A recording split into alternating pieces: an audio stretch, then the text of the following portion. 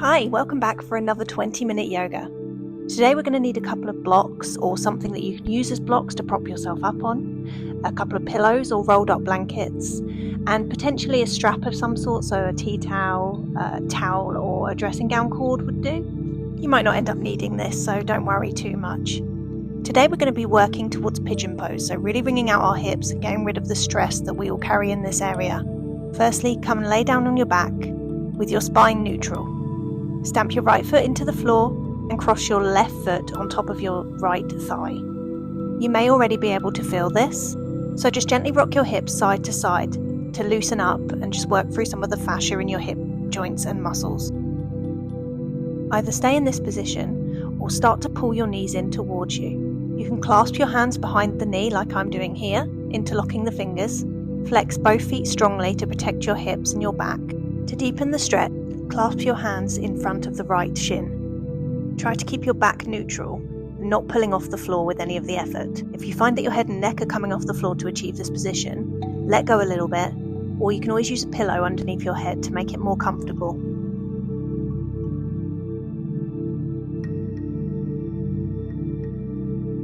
Breathe deeply, letting the shoulders relax, rocking the hips from side to side if it feels good, and keeping the feet nice and strongly flexed. You can use your left hand to try and push your left knee away from your body. This will strengthen the stretch even further. Remember, if it's too much at any point, please back off. There's no point injuring yourself to get into pigeon pose.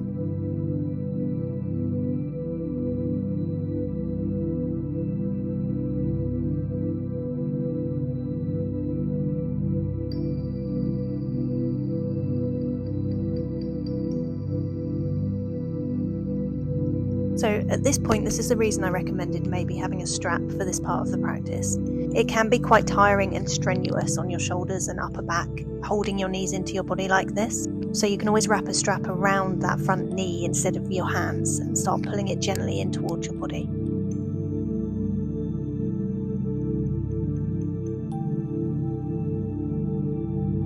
We won't be here much longer, but start to experiment with flexing and then pointing the feet and seeing how differently that feels through your hips. See if it makes the stretch deeper or less deep, almost like you're flossing the muscles at the back of the legs. Try not to let your lower back come off the floor. You want your torso to be a long board with your knees pulling in. If you have any sticking areas or any tight areas, it can often be helpful to start to breathe, visualizing these areas. Visualizing the air hitting these areas and loosening up those knots. So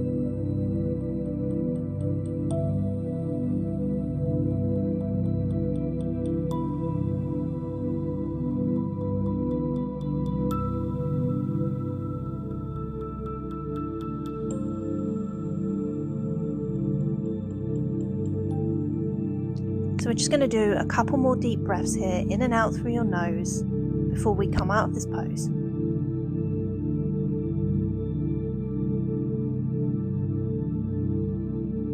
Start to release your legs, keeping your left foot on top of your right knee, and let the legs slowly fall over to the right hand side in this position, so you're still keeping that figure 4 shape with your knees. Remember your props. If this is difficult or hurts in any way, please prop yourself up or back off to the previous pose. Your aim here is to try and keep that left knee away from your body. So again, you can use your hands to push that away from yourself, or you can just activate that muscle. Breathe deeply and try and relax that left shoulder down towards the floor. If it doesn't reach, prop it up. That's what the props are there for.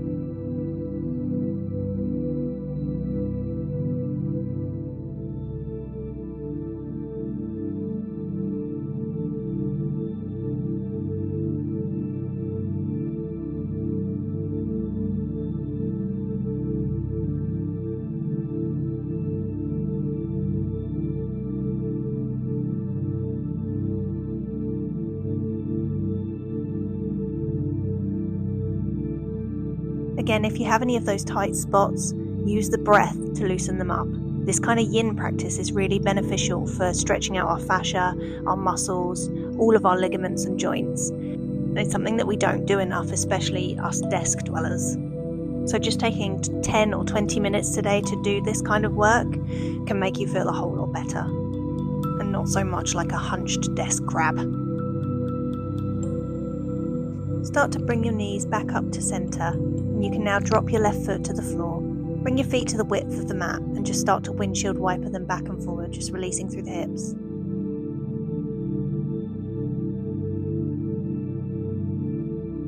We're going to repeat on the other side. So stamp your left foot into the floor and start to bring your right foot to the top of your left thigh. Again, if you can feel it here and it feels strong and good for your hips, please stay here, rock backwards and forwards and just experiment with the edge of your movement, of your ability.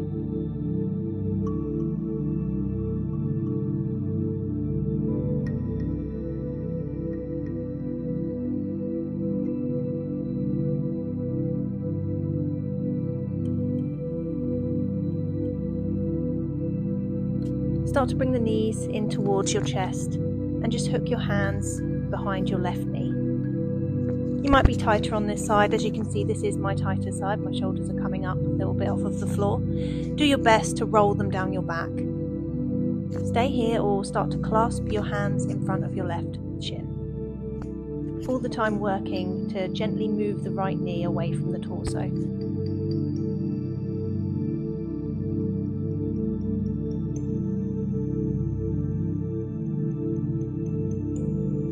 Keep the feet strongly flexed, protecting the lower back and the hips. Breathing deeply, straight into the belly, feeling those muscles lengthen and get stronger. If you want to, you can use your right hand to gently push the knee away, or you can just engage those muscles.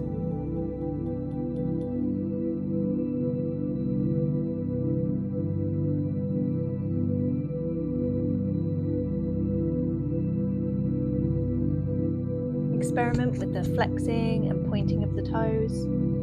Try to identify differences and feelings in your hips as you do this. It can be really interesting to see what these little micro movements can actually do throughout the whole body. Maybe something that you could feel in your hip, you now feel in your back, and vice versa.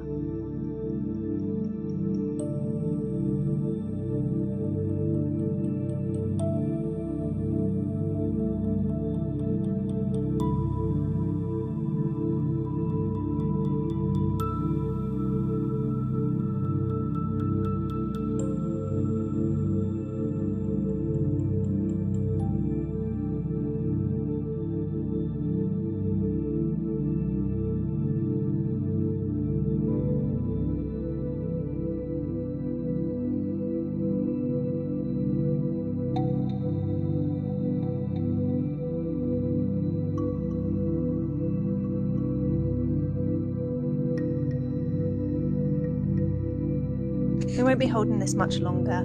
Just make sure you're breathing nice and deeply. Relax as much as you can into the floor, keeping your spine long and strong. Make sure you're not gritting your teeth, that you're calm. Just know it will be over. We're not going to hold it forever. Start to release the legs down towards the floor.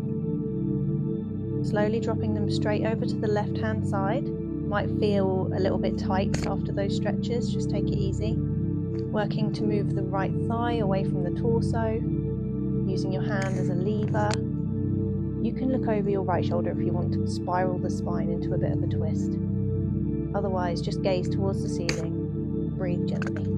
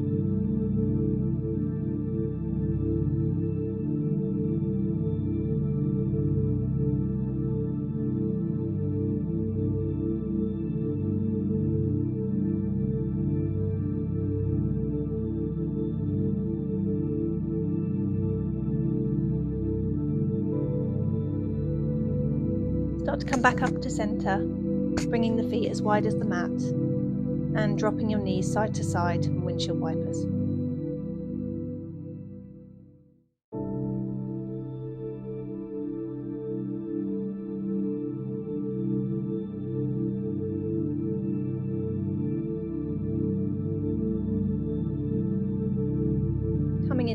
baby, pull the knees towards the chest.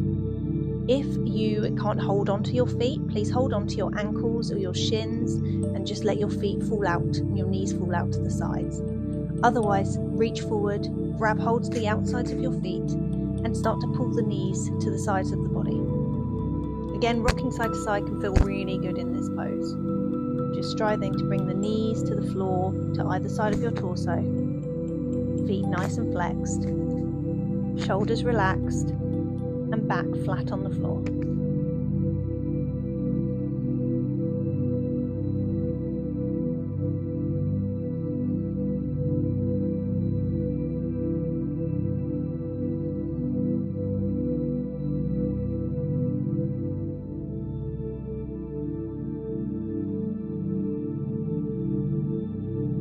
Start to hug everything in, knees towards the chest, and then stretch out long, feet and hands.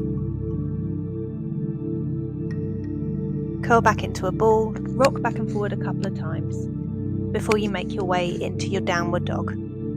Don't worry, we're not going to do a lot of this. We're definitely aiming for a more yin type practice. Lift your left leg up and then sweep it down across the front of your body, dropping your hips towards the floor and using your hands to prop yourself up, trying to create an opposing tension. So you're twisting your upper body towards the floor while your lower body is trying to roll out to the side. You can use cushions or blocks to prop yourself up, or if you're comfortable, just come onto your forearms, keeping your back nice and straight. You should feel this quite strongly through your back and hips.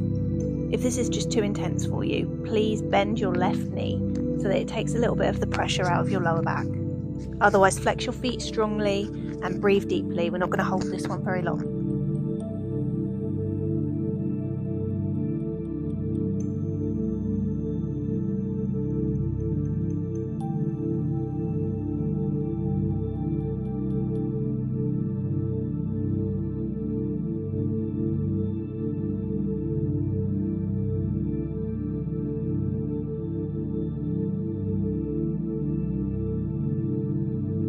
Start to bring your hands back under your shoulder and push back up to your downward dog. You can tread through the feet and just shake that out a little bit.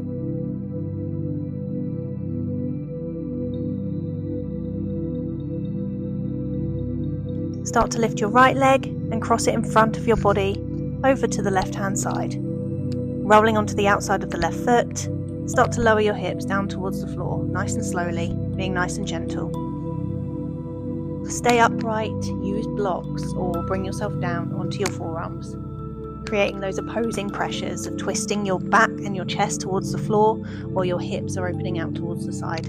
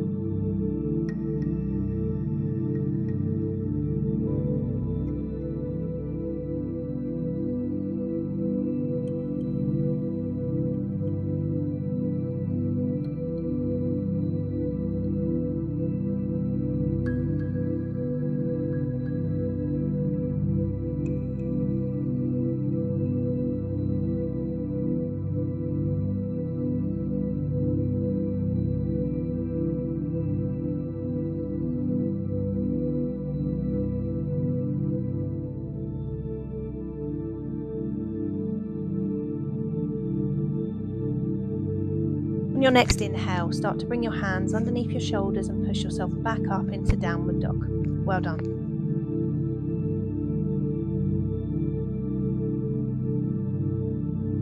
Treading gently through your feet, shaking out that stretch. Start to bring your left leg back up into the air, and we're going to come into pigeon. So you want to bring your left foot towards your right wrist, with your left knee towards your left hand.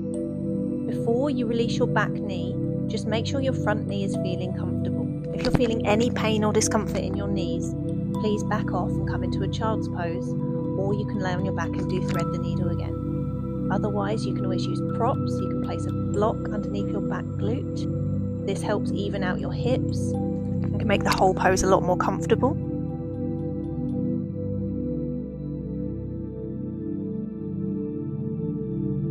The closer your foot is to your hip, the less intense, and the further away, the more intense. Use that to your own ability, but just make sure that you're not going past your edge. Slight discomfort is fine, but pain is not.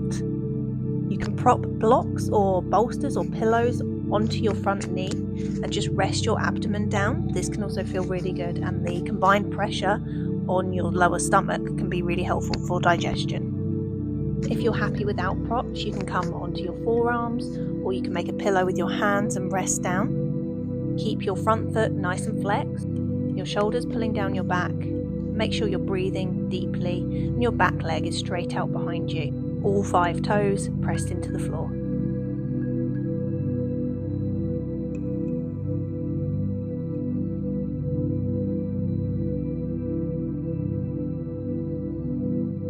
One more breath.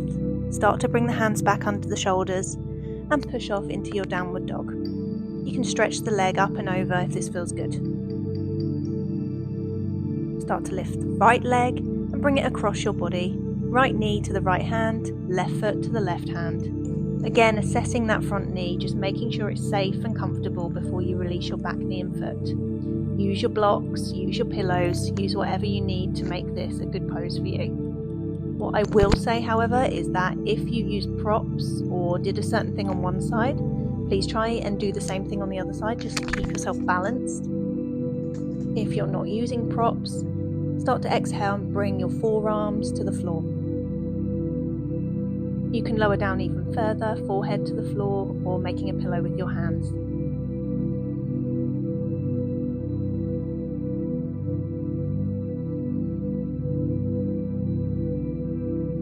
It might feel like your back leg isn't very active here, but you want it to be active. You want your back toes pushing into the floor, your chest pulling slightly forward, and you want that long line through your back.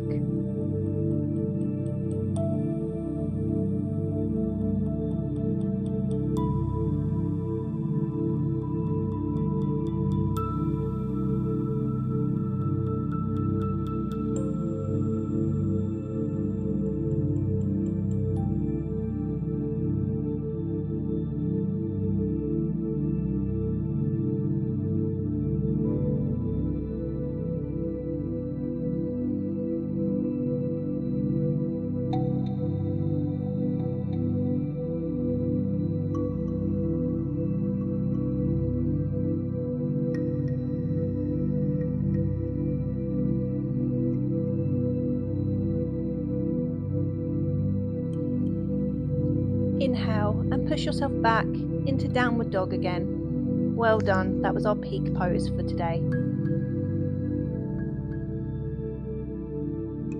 After you've stretched out in your downward dog, start to release your knees wide and push back into a child's pose. Start to feel and really appreciate what you've just done for your hips and your body. I would recommend taking a brief shavasana of at least 5 minutes, deep breathing, relaxation. Otherwise, just take a few breaths in your child's pose and really appreciate what you've done today. Thanks for joining me, and I'll see you again next week.